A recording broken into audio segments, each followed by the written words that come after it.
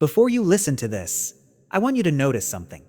Every decision you made today, what you clicked, what you believed, who you trusted. What if I told you, not all of it was really your choice?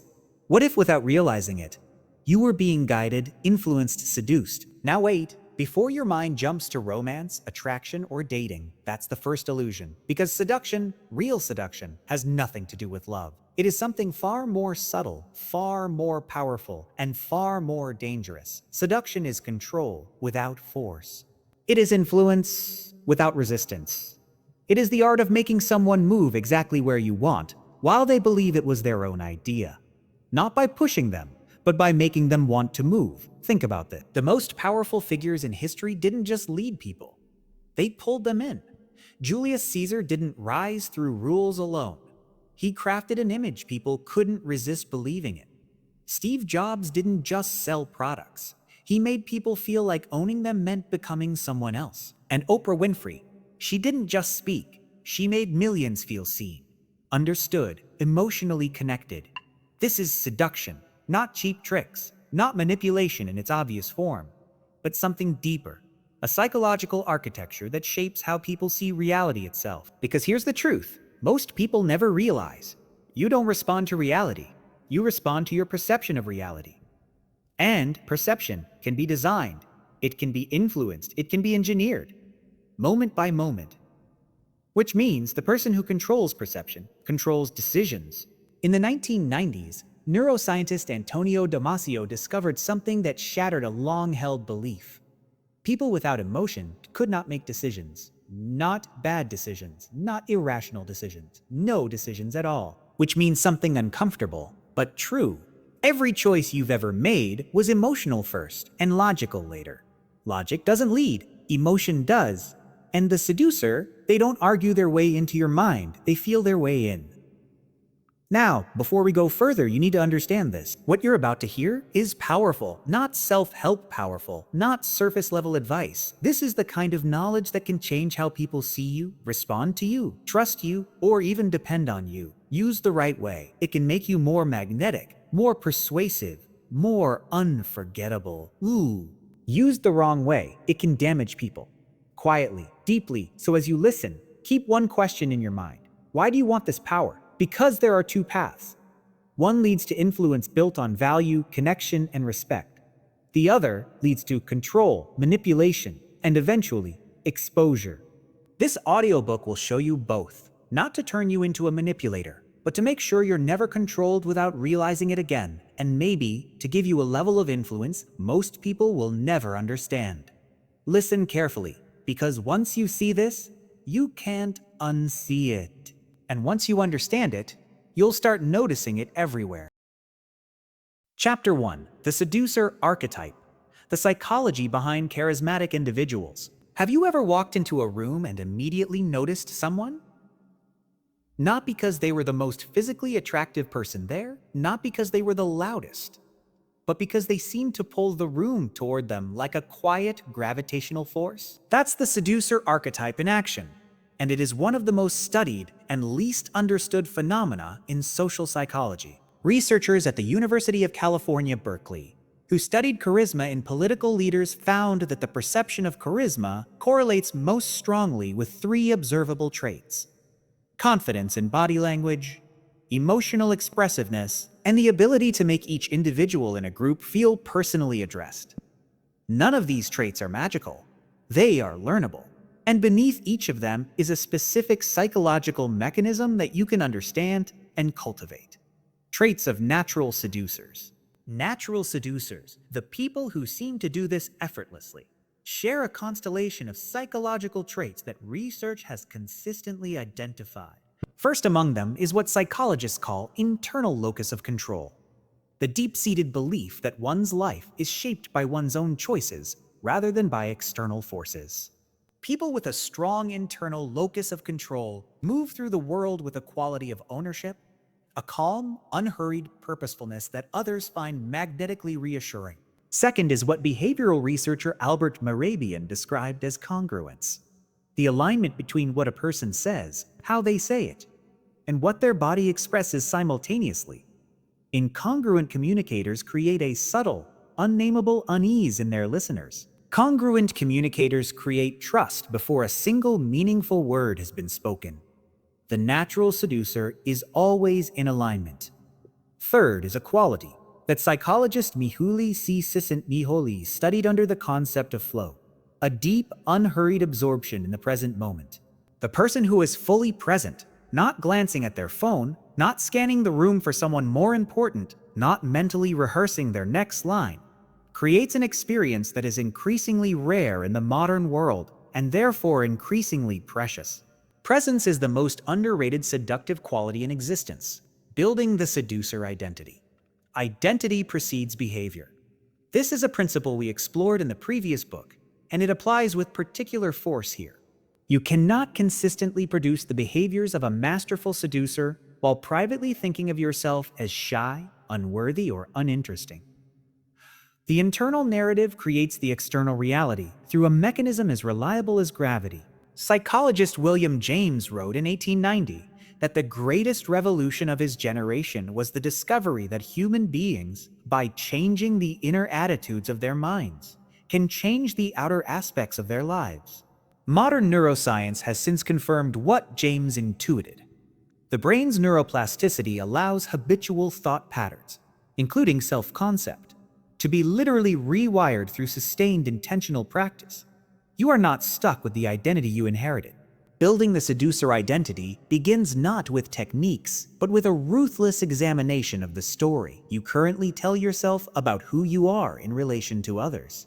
Are you someone who fascinates or someone who is bored? Are you someone who chooses or someone who hopes to be chosen?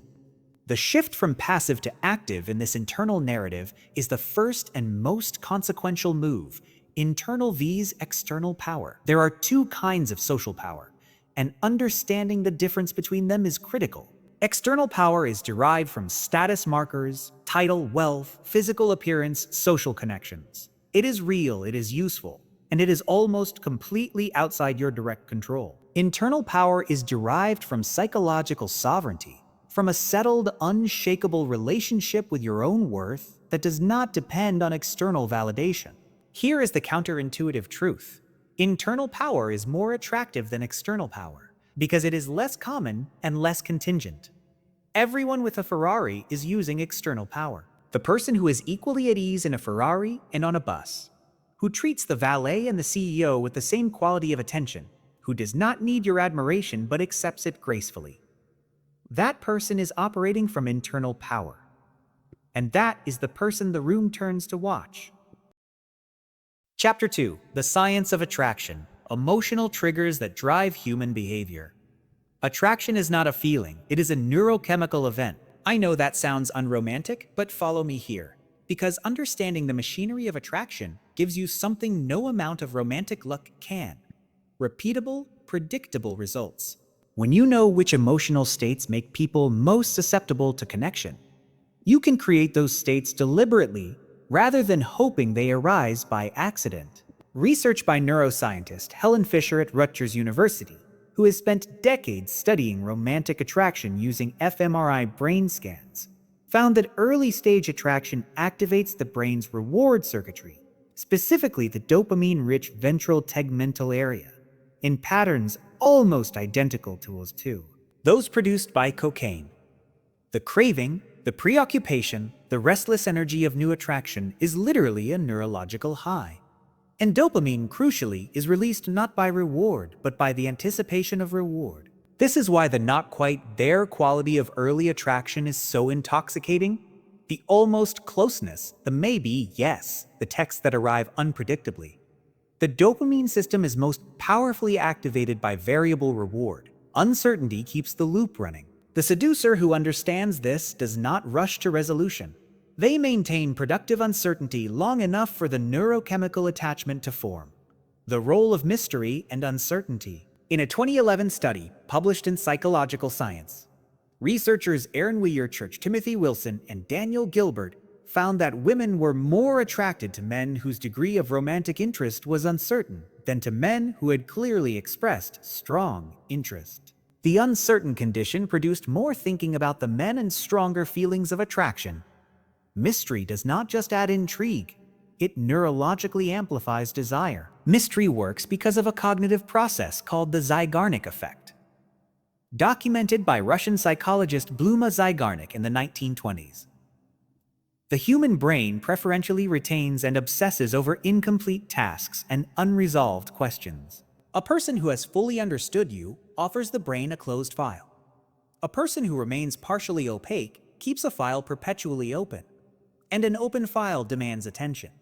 Psychological biases you can leverage. The human brain runs on heuristics, mental shortcuts evolved to process a complex world efficiently. Several of these biases operate powerfully in the domain of attraction and social influence. The halo effect, documented extensively since Edward Thorndike's 1920 research, causes people to assume that individuals with one strong positive quality, physical attractiveness, confidence, eloquence, are likely to possess other positive qualities as well. This means that a single well-managed first impression can color everything that follows. The mere exposure effect, established by Robert Zajonc in 1968, shows that people develop preferences for things simply through repeated exposure. Familiarity breeds liking, not contempt, at least in the absence of negative associations. Strategic, well-paced presence, appearing in someone's world at regular intervals without overexposure, leverages this bias to build attachment organically. Why people crave what they can't fully understand. Psychologist Ari Kruglanski at the University of Maryland developed what he called need for cognitive closure, the human drive to reach definitive answers and avoid ambiguity. People vary in the strength of this drive, but under it lies a paradox. We are drawn to what confuses us even as we want resolution. The person who is slightly beyond our understanding, who seems to operate according to a logic we cannot quite decode, triggers both our curiosity and our desire to be the one who finally figures them out. This is the psychological engine beneath every great love story, every obsessive professional rivalry, every cult of personality around an enigmatic public figure. The partially legible is far more compelling than the fully legible. The seducer controls their own legibility with the same care. A novelist controls the revelation of their plot. Chapter 3. Mastering First Impressions. The 7-second rule of influence. You have heard the phrase before, and the research behind it is real. Studies from Princeton University by psychologists Janine Willis and Alexander Todorov showed that people form judgments about a stranger's trustworthiness, competence, likability, and dominance within 100 milliseconds of seeing their face. By the time 7 seconds have elapsed, a far more comprehensive first impression has solidified. One that is remarkably resistant to revision even when subsequent evidence contradicts it. This is not a reason for despair. It is a call to intentionality.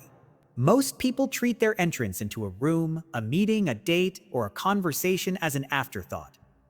Something that happens on the way to the real interaction. The seducer treats the entrance as a performance. Every element of those first 7 seconds is considered, because those 7 seconds do more work than the next 7 minutes. Body language that commands attention.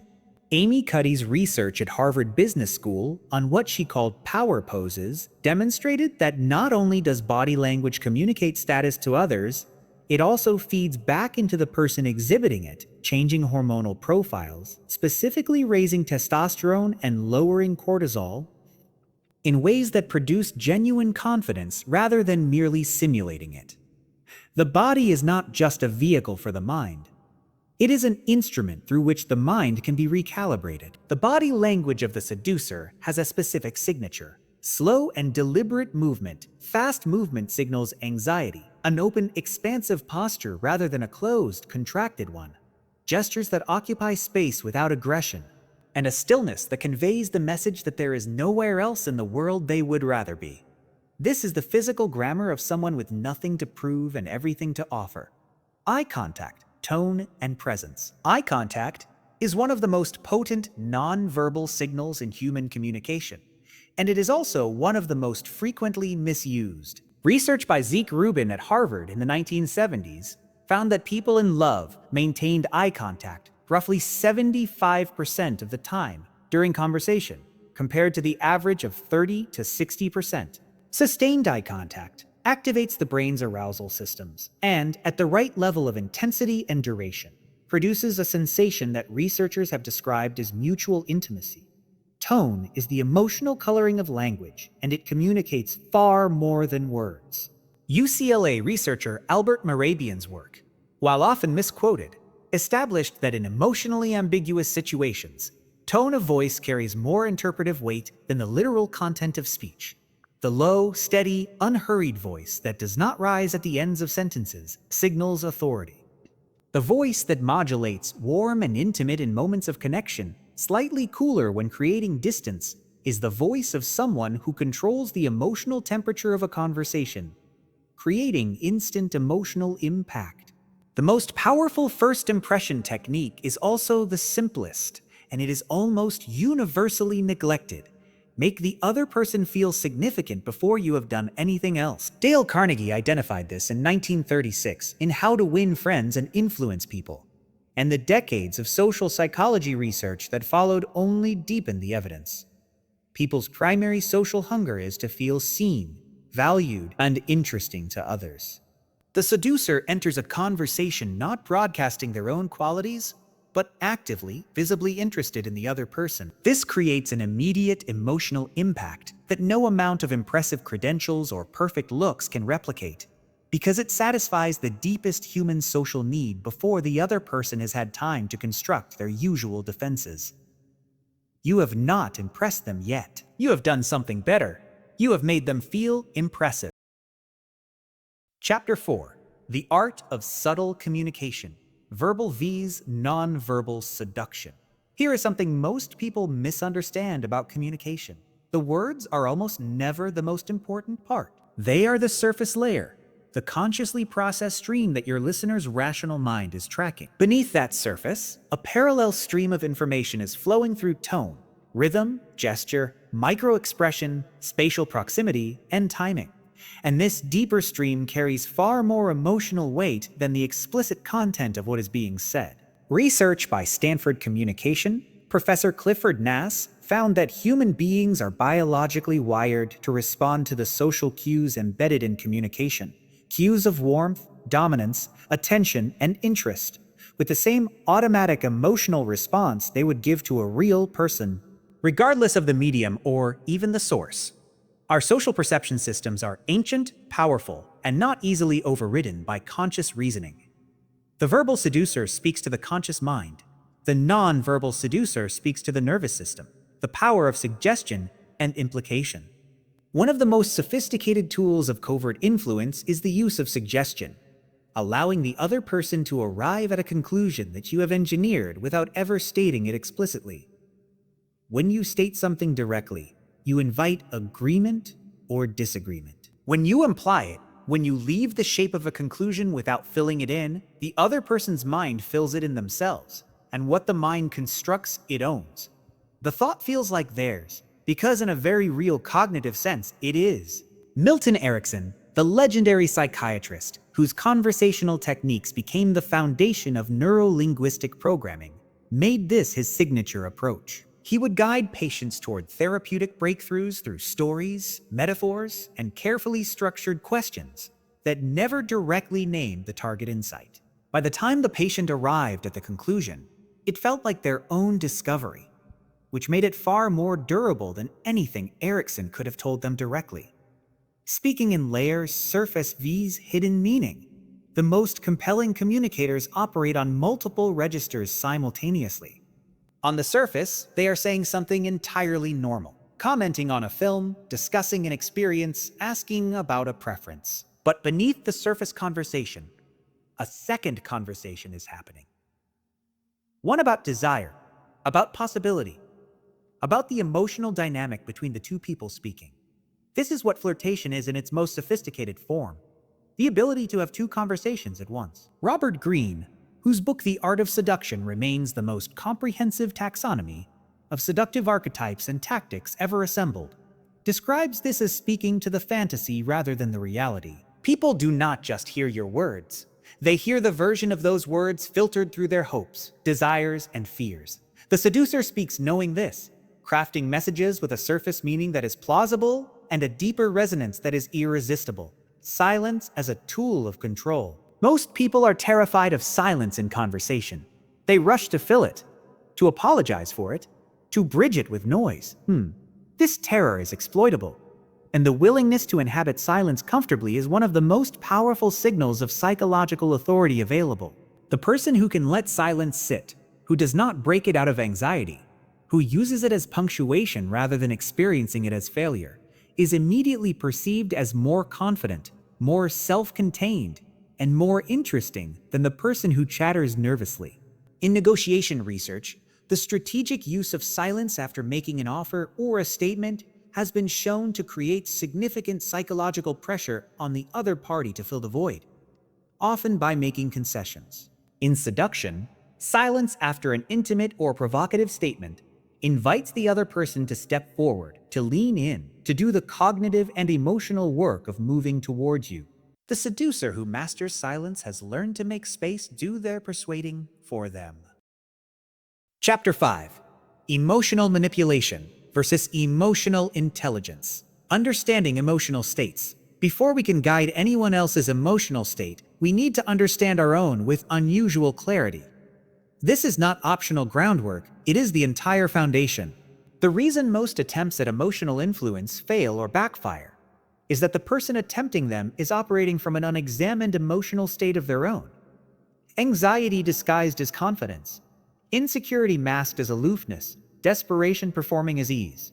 Emotional intelligence begins with self-knowledge. Psychologists Peter Salovey and John Mayer, who coined the term emotional intelligence in 1990, defined it across 4 components: perceiving emotions accurately, using emotions to facilitate thought, understanding emotional dynamics, and managing emotions in oneself and others. The 4th component, management, is what most people focus on. But without the first 3, management is just suppression. The seducer, who can genuinely perceive, use, and understand emotional states before attempting to manage them, is operating at a completely different level than someone who is merely performing emotional control. Guiding emotions without force. Emotions cannot be commanded. Anyone who has ever tried to make someone feel better by telling them to cheer up understands this viscerally. Emotions can only be led through an environment, a narrative, a physical state, or a relational dynamic that makes a particular emotional response feel natural. This is what emotional guidance means: creating the conditions in which a desired emotional state arises organically, rather than attempting to install it directly. Clinical hypnotherapists and skilled therapists use a technique called pacing and leading. First, they genuinely match the patient's current emotional state, not performatively, but with real empathy and acknowledgement. Once the patient feels understood and met, the therapist begins to gently shift their own state, and the patient, now in rapport, tends to follow. This is not manipulation. This is the natural mechanism through which all emotional contagion operates. Emotional states are contagious, and the more firmly grounded your own state is, the more easily others will calibrate to you, creating emotional dependency. This section requires careful handling, because the concept of emotional dependency sits precisely on the border between influence and harm. Let me be clear about both sides. On one side, becoming someone's primary source of emotional validation, the person whose approval they most seek and whose absence they most feel, is a natural and organic process in any deepening relationship. It is not inherently sinister. On the other side, deliberately engineering emotional dependency, making someone reliant on you by systematically undermining their other sources of support, their self-confidence, or their connection to reality, is psychological abuse. It is documented in research on coercive control by psychologists such as Evan Stark, and it causes measurable, long-lasting harm. I mention both because you need to know the difference. One emerges from genuine connection. The other is manufactured isolation. The seducer with integrity aims for the first and actively avoids the second, reading people like a book. Paul Ekman's 4 decades of research on microexpressions, the involuntary fleeting facial expressions that reveal emotional states lasting a fraction of a second, demonstrated that emotional leakage is universal and nearly impossible to suppress completely. Even highly trained liars, intelligence operatives, and professional actors display these micro-expressions. Learning to read them is learnable, and Ekman developed training programs used by the FBI, the CIA, and clinical psychologists worldwide. Beyond micro-expressions, the seducer reads people through clusters of signals. The direction of a glance in relation to a question, research on eye-accessing cues, while debated, points to consistent individual pattern. The degree of physical self-touching under stress, self-soothing behaviors increase with anxiety, changes in speech rhythm and vocabulary complexity, both shift under emotional pressure, and the subtle asymmetries of posture that reveal which direction a person is genuinely leaning, physically, emotionally, and socially. Chapter 6. The Power of Mystery and Scarcity. Why Availability Kills Attraction. There is a painful truth hiding in plain sight at the heart of most failed relationships, romantic, professional, and social. The person who makes themselves completely available destroys the very thing they are trying to create. Not because humans are perverse and want what ignores them, but because availability removes the mechanism by which value is communicated and desire is sustained. Economist and philosopher Adam Smith observed in 1776 that the price of any commodity, its perceived value, is determined not just by its intrinsic qualities but by its scarcity relative to demand. 2.5 centuries of economic research have refined but not overturned this observation. Value and scarcity are inseparable in human perception. The person who is always available, always responsive, always ready, signals, however unintentionally, that there is no competition for their time and attention. And something with no competition is something with low perceived value. Creating intrigue through absence, the strategic use of absence, calibrated, thoughtful, never punitive, is one of the most sophisticated tools in the seducer's repertoire. The key word is calibrated. Random, unexplained withdrawal, without an established dynamic, simply reads as disinterest or rudeness. But within a relationship that already has warmth and connection, temporary absence creates the conditions for longing, the bittersweet experience of wanting something that is not immediately present. Psychoanalyst Donald Winnicott's concept of the holding environment. The idea that growth requires a safe but not smothering relational space, with both presence and absence, offers a useful frame. The mother who is never there stunts development. The mother who is always there, never allowing the child to experience her absence, also stunts development. The optimal relational environment involves a rhythm of presence and absence that teaches the child, or the romantic partner, or the professional contact, that the person's return can be relied upon, and that the space between is not abandonment but anticipation. Strategic withdrawal techniques. Strategic withdrawal is not cruelty. It is pacing. When done correctly, it follows a pattern. Connection, warmth, genuine engagement, then a natural-seeming tapering of availability. The other person is left with the experience of the connection, which their brain will naturally want to recreate. The next contact is then charged with the energy of that wanting, which deepens the bond rather than straining it. This mirrors the variable reinforcement schedule we discussed in the previous book, the same mechanism that makes slot machines neurologically compelling. The unpredictability of contact keeps the dopamine system engaged in a way that consistent, reliable contact cannot. Research by behavioral neuroscientist Wolfram Schultz on dopamine neurons in primates showed that dopamine release is maximized not by certain rewards, but by uncertain ones. The seducer who understands this does not withdraw to punish. They withdraw to sustain the neurochemical engagement that consistent availability would eventually extinguish, becoming unpredictable in a controlled way. Controlled unpredictability is a paradox worth sitting with. The goal is not chaos. Chaos is repelling, not attractive. The goal is novelty within a framework of safety. You want the other person to be unable to fully predict you while simultaneously feeling that you are fundamentally reliable and trustworthy. This combination, the exciting unknown within a secure relational container, is what researchers on optimal relationship dynamics call passionate love with secure attachment, and it is one of the most durable forms of sustained attraction known.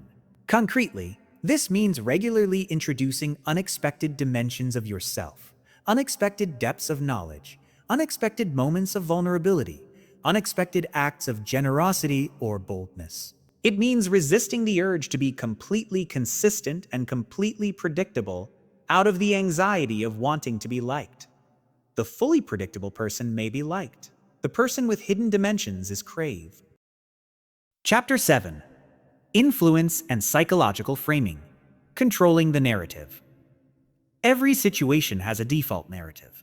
The story that most people in it will naturally tell themselves about what is happening and why. The person who seizes authorship of that narrative before others do holds an enormous advantage, because the first story about an event tends to be the story that sticks. This is true in relationships, in boardrooms, in courtrooms, and in political arenas.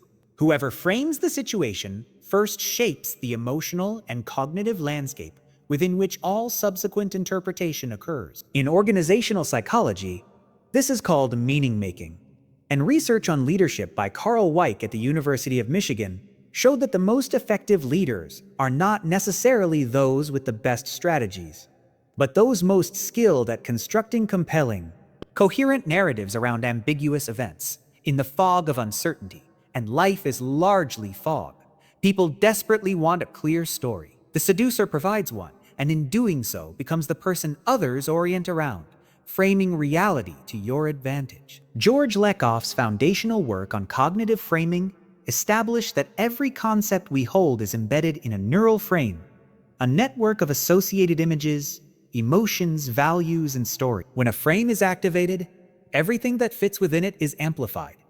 Everything that contradicts it is diminished or ignored. The skilled framer does not change facts. They change the frame through which facts are processed. In interpersonal seduction, framing operates through the stories you tell about yourself, about the other person, and about the relationship between you. Am I framing this interaction as two strangers making polite conversation? Or as two people who have somehow already recognized something significant in each other? These two frames will produce entirely different conversations, even if the words exchanged are nearly identical. The seducer chooses the more compelling frame and inhabits it fully, inviting the other person to join them there.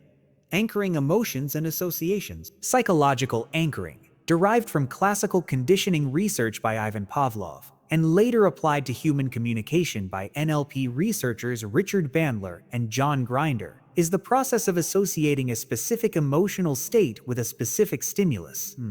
A word, a gesture, a tone of voice, a touch.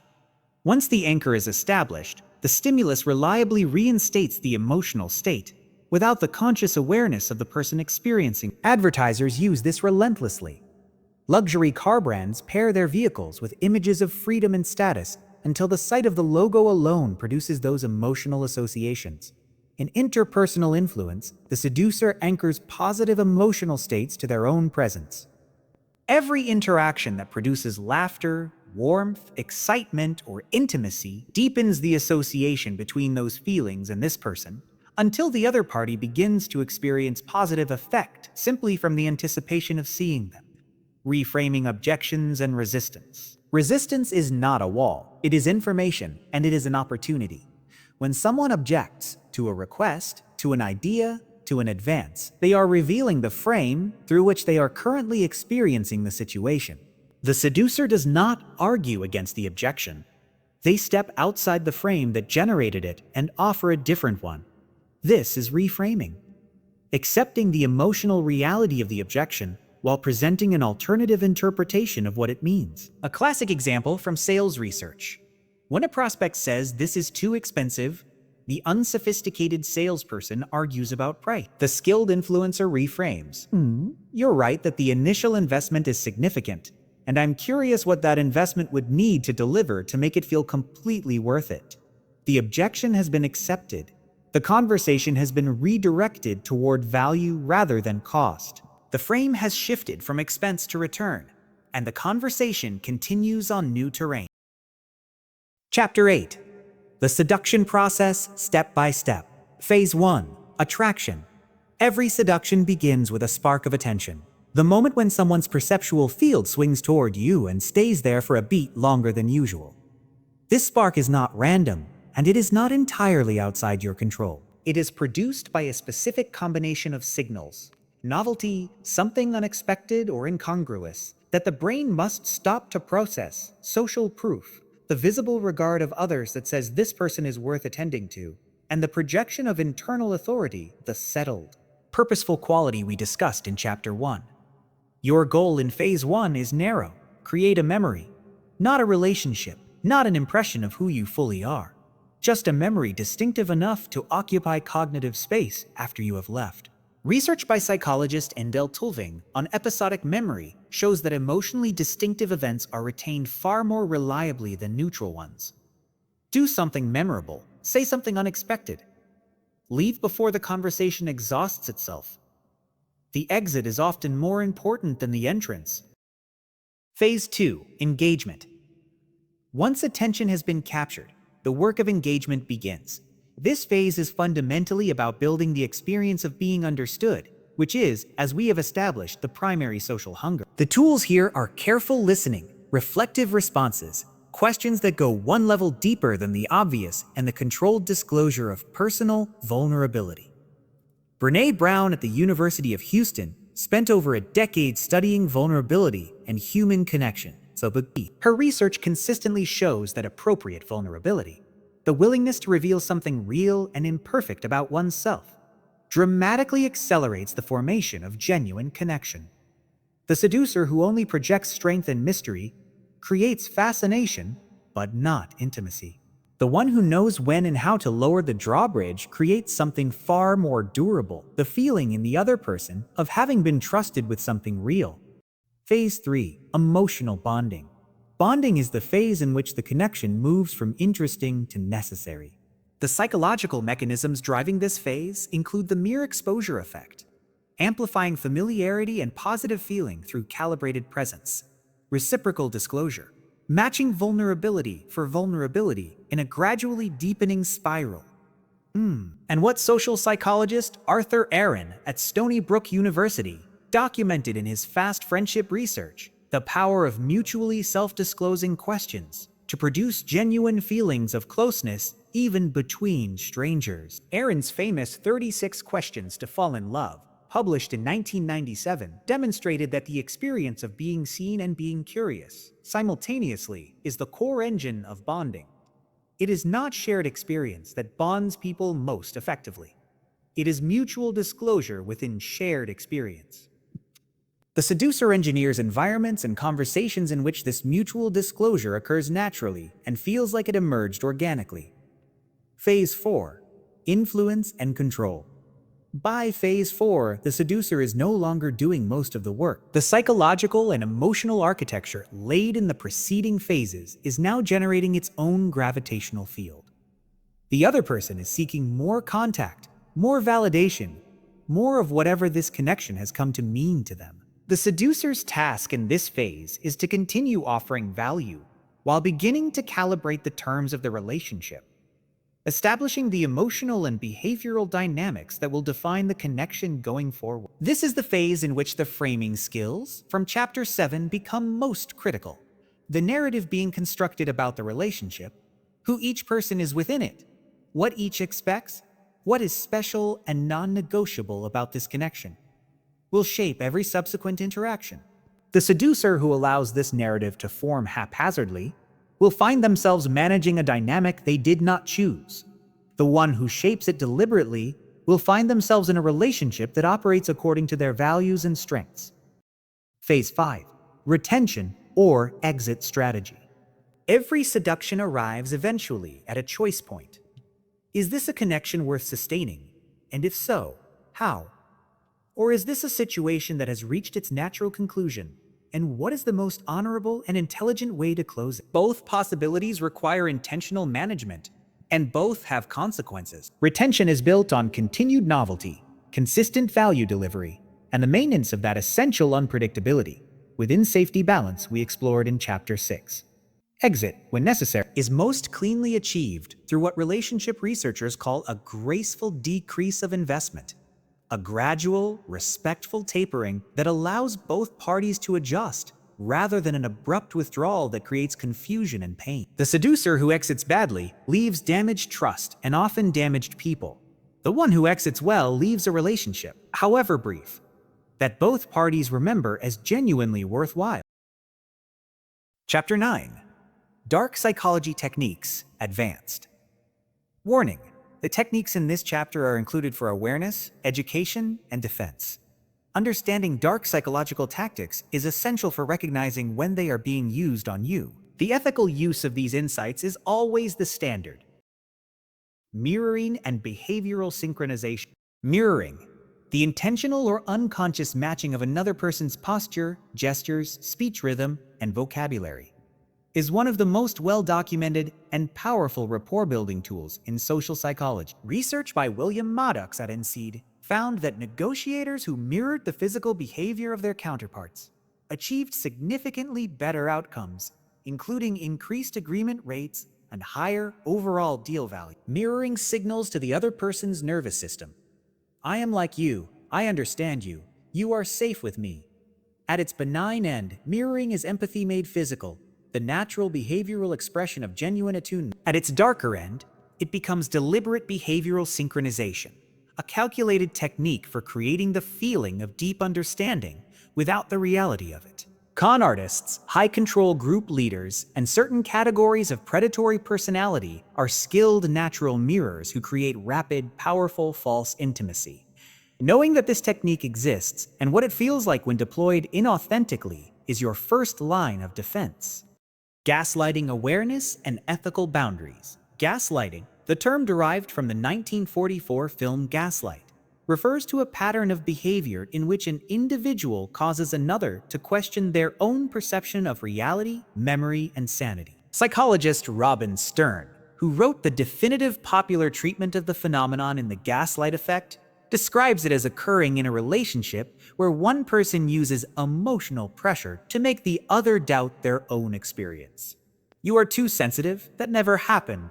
You are imagining things, you are crazy. Research on the psychological effects of gaslighting shows that sustained exposure produces something researchers call learned self-doubt, a generalized erosion of the victim's confidence in their own perceptual and cognitive reliability that extends far beyond the specific relationship. This is not a technique to use. It is a technique to recognize. If you are in a relationship where your perception of events is routinely contradicted without evidence, where you increasingly distrust your own memory and emotional responses, take that pattern seriously. It does not heal on its own. Love bombing and emotional highs.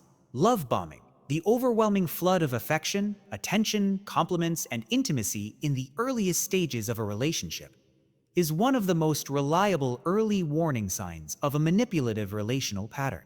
Clinical psychologists, including Ramani Durvasula at California State University, who has published extensively on narcissistic abuse, document love bombing as characteristic of narcissistic, borderline, and sociopathic relationship patterns. The mechanism is straightforward. Flood the target with positive reinforcement to create rapid, intense emotional dependency. Then begin making demands or withdrawing validation to leverage that dependency. The paradox is that love bombing feels extraordinary while it is happening. The neurochemical state it produces, the dopamine spike of constant positive attention, the oxytocin release of intense intimacy, is genuinely euphoric. This is precisely what makes it dangerous. The ethical test is simple. Is this generosity sustainable, or is it a strategy? Does the person's warmth and attention continue when they are not getting what they want? That question answers everything. Push-pull dynamics. Push-pull is the deliberate alternation between warmth and distance, validation and criticism, closeness and withdrawal. Used without awareness, it mirrors the anxious attachment patterns produced by inconsistent early care. Used deliberately as a manipulation tool, it creates a state of emotional hypervigilance in the target. A constant scanning for signs of approval or disapproval, an increasing preoccupation with regaining the warmth that keeps being temporarily withdrawn. Research by Dolph Zillman on excitation transfer. The process by which physiological arousal from one source is transferred to and amplifies a subsequent emotional response. explains part of why push-pull is so neurologically potent. The anxiety produced by withdrawal intensifies the positive affect produced by reconnection beyond what the reconnection itself would normally generate. Understanding this mechanism demystifies a pattern that many people experience as incomprehensible chemistry, and makes it possible to recognize when you are being subjected to it deliberately. Chapter 10. Social Dynamics and Power Plays. Dominance vs. Subtle Authority. There is a crucial distinction that most people conflate at enormous cost to their social effectiveness. Dominance and authority are not the same thing. Dominance is the forceful assertion of superior status through displays of aggression, volume, interruption, and territorial expansion. It works in the short term in certain low-complexity social environments. But it produces fear, resentment, and coalition forming against it. And it is fragile because it requires constant reinforcement. Subtle authority, the quality we see in great mentors, respected leaders, and masterful seducers, is something different entirely.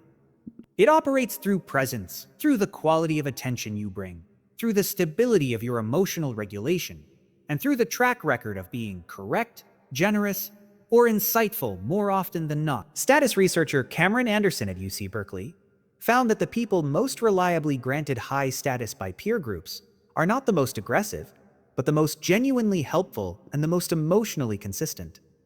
Real authority is given. Dominance is taken.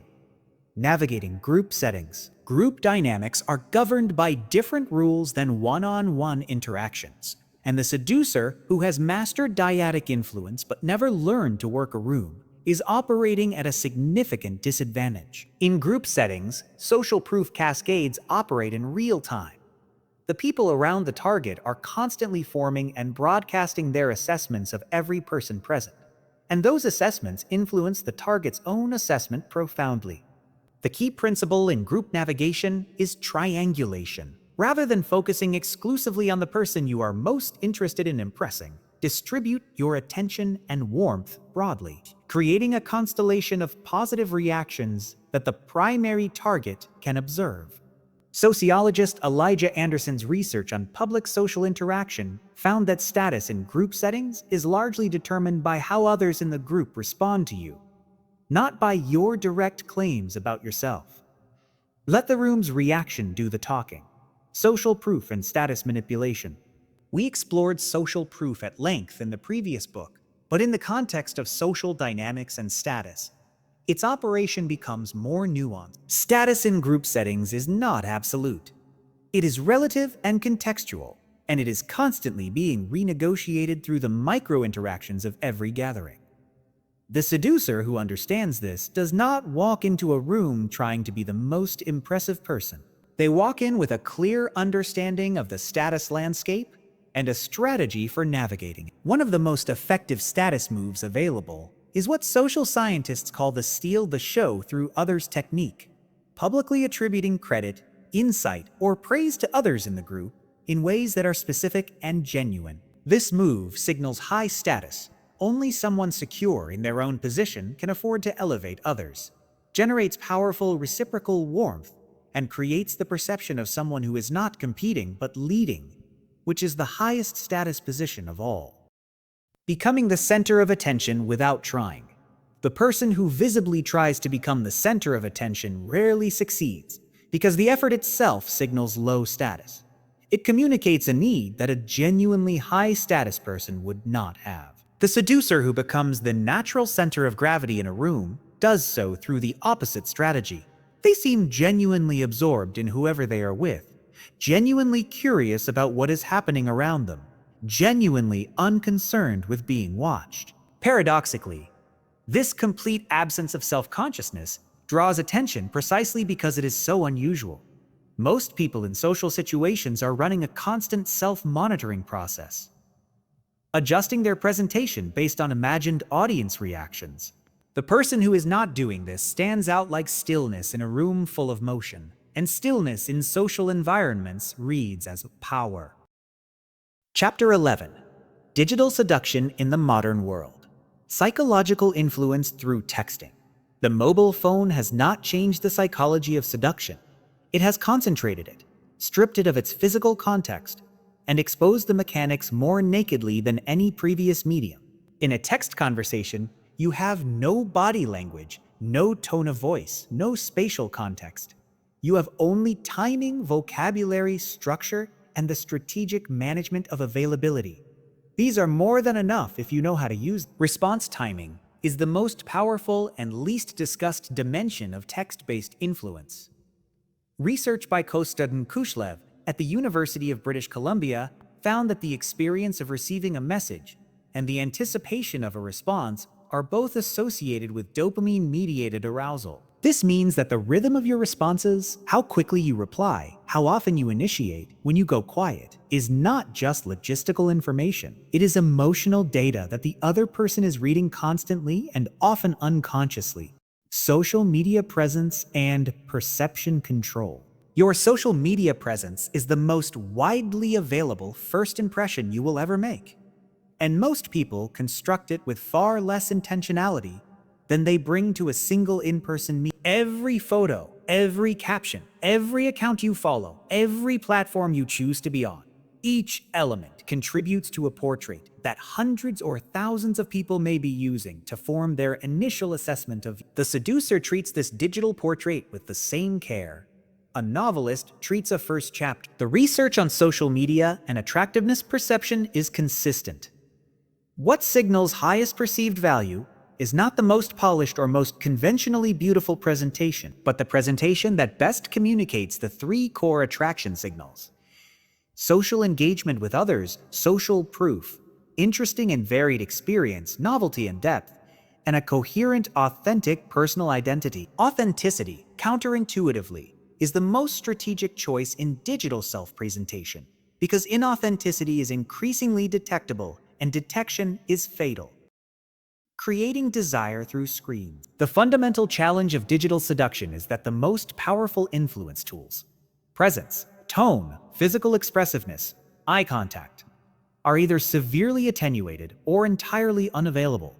What fills the gap is narrative and imagination. The digital seducer is, above all, a storyteller, crafting interactions that invite the other person to imagine more than what is explicitly shown, that create compelling open loops in their attention, and that make each communication feel like a chapter in a story they want to see continue.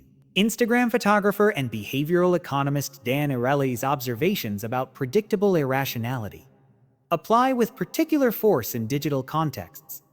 People's desire for something is often more intense when the thing is partially obscured than when it is fully visible. The profile that shows everything, that answers every question before it is asked, that leaves no room for imagination, is the digital equivalent of a person who never shuts up. The most compelling digital presences leave productive gaps. Online vs. real-life dynamics. One of the most important things to understand about digital seduction is its fundamental limitation. It can create and sustain interest, but it cannot create the full-spectrum neurochemical experience of in-person connection. The oxytocin that produces bonding requires physical proximity. The mirror neurons that create empathic attunement require real-time facial expression. The nervous system calibration that makes someone feel truly safe with another person requires physical co-presence over time. This means that digital seduction, at its best, is an on-ramp, a tool for creating sufficient interest and connection to motivate in-person interaction, where the real architecture of a relationship can be built. The seducer, who confines a potentially significant connection to digital channels indefinitely, is building a cathedral out of sand. At some point, the screen must be set down, the door must be opened, and the full, complex, irreplaceable reality of physical presence must be risked. Chapter 12. Maintaining control without exposure. Avoiding detection and resistance. The moment any influence operation becomes visible as an influence operation, its effectiveness collapses. This is the fundamental principle underlying every technique in this book, and it deserves its own explicit treatment. Human beings have a deep, almost reflexive aversion to being managed, manipulated, or controlled. An aversion that researchers call psychological reactance. Documented extensively by Jack Brame at the University of Kansas in the 1960s, and subsequently replicated across dozens of studies. Reactance is the motivational state that arises when we perceive our freedom of choice to be threatened. When it activates, we are not merely unmoved by the influence attempt. We are driven in the opposite direction as a reassertion of autonomy. This is why heavy-handed sales tactics, obvious manipulation, and aggressive persuasion often produce the precise opposite of their intended effect. The seducer who operates beneath the threshold of detected influence does not trigger reactance. They feel to the other person like freedom rather than constraint. Managing multiple perceptions. In most social lives, you are not one person. You are many versions of yourself, each calibrated for a different context and relationship. The version that exists in your family's perception, the version your colleagues know, the version your romantic partner experiences, the version that shows up with close friends. Managing these multiple perceptions is not dishonesty. It is the normal complexity of a full social life.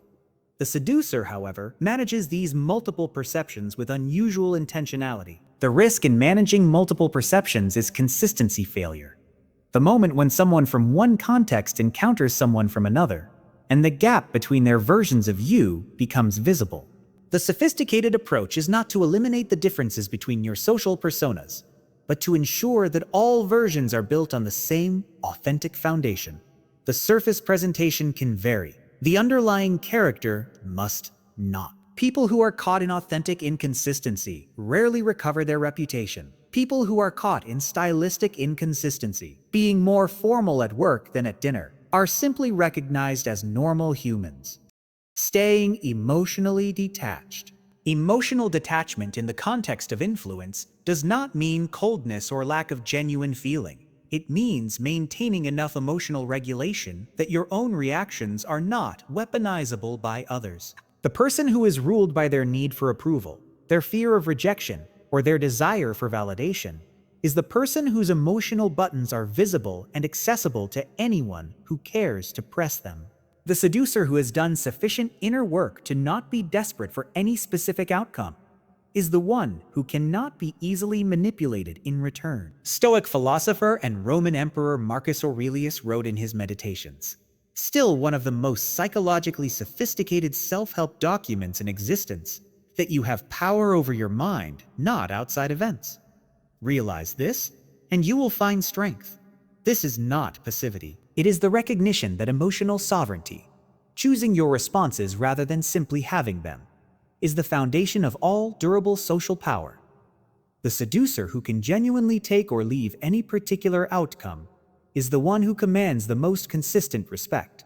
Knowing when to step back, perhaps the most underrated skill in the entire seducer's repertoire is knowing when to do nothing, when to let a relationship breathe, when to stop pushing for a particular outcome and allow the dynamic to find its own level, when to accept that a particular connection is not the right one, regardless of how much effort has been invested. The inability to step back, to release attachment to a specific outcome, is where most influence operations collapse into either obsession or desperation, both of which are the opposite of attractive. Research on high-performing negotiators by Harvard's Roger Fisher and William Orey found that the most consistently successful were those who had the clearest sense of their BATNA, best alternative to a negotiated agreement, because clarity about alternatives produces genuine non-attachment, which paradoxically increases your power at the table.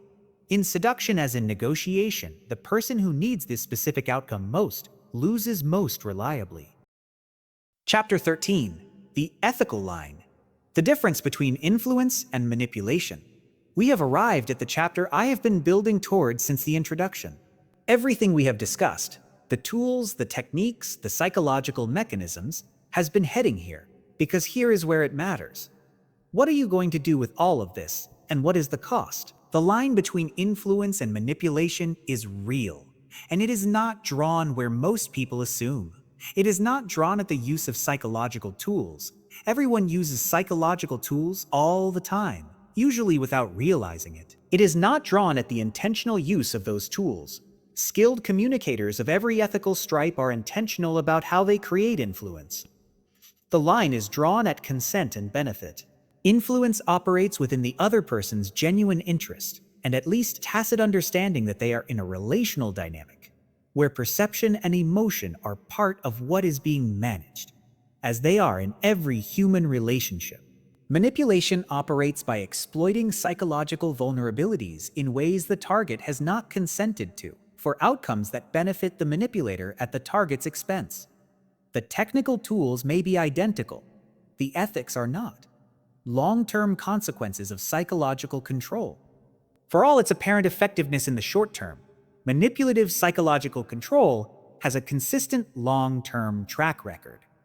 It produces damaged relationships, damaged people, and eventually, damaged reputations and isolated practitioners. Research on narcissistic personality patterns by psychologist Scott Barry Kaufman at Columbia University's Imagination Institute found that while individuals high in narcissism tend to make strong initial impressions, the trajectory of their relationships over time is consistently negative, declining trust, increasing conflict, and ultimately abandonment.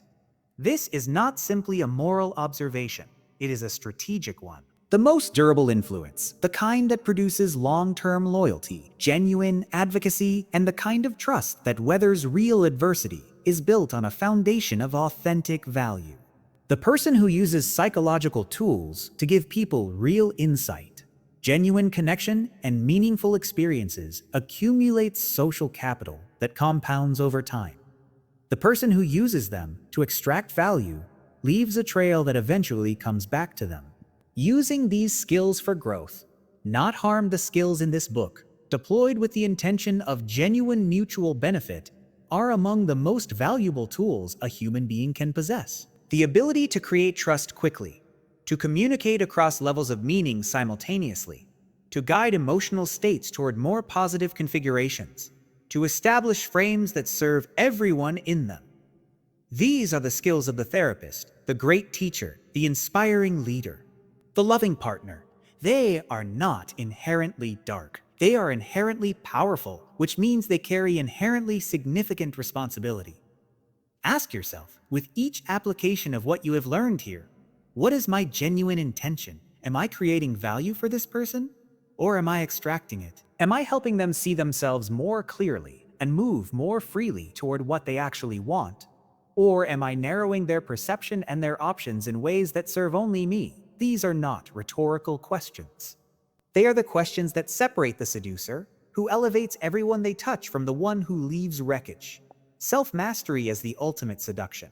The most seductive thing in the world is not a technique. It is a person who is genuinely, deeply, without performance themselves, who has done the inner work to know what they value, who they are, and what they are building, and who moves through the world from that foundation with calm, purposeful energy. Every technique in this book is most powerful in the hands of someone who does not need it. Someone so grounded in their own identity and so genuinely interested in the people around them that influence flows naturally from who they are rather than from what they deploy. Self-mastery is not the endpoint of studying seduction and influence. It is the starting point. The seducer who has not mastered themselves is a person with a powerful car and no steering wheel, capable of generating enormous force, and entirely at the mercy of whichever direction that force happens to be pointed. The one who has mastered themselves is driving, and that, the experience of moving through the world with conscious intention, with genuine power, and with a clear understanding of the difference between connection and control, is the ultimate seduction. Conclusion. Becoming the architect of influence. Integrating the seducer's mindset. We have covered a great deal of ground together, from the neurochemistry of attraction to the architecture of trust, from the mechanics of mystery to the ethics of psychological control.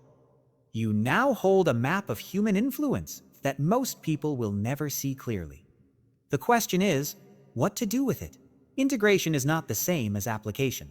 Application is using a tool when you remember to. Integration is having the understanding so thoroughly absorbed that it shapes how you perceive and move through social reality automatically, not as a checklist of techniques, but as a lens through which human interaction reveals itself in new depth and with new possibility.